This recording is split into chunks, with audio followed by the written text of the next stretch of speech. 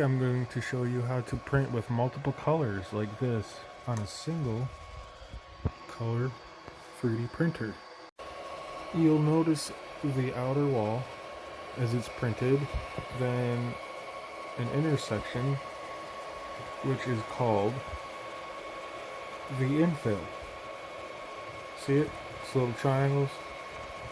I'm going to change it to white somewhere around here. So I'll just come into my print speed, turn it down to 10%. Now it's on the it's about to get to the infill. Prepped my filament by cutting it on a 45-degree angle. Now that it's still in the infill, I'll pull and replace.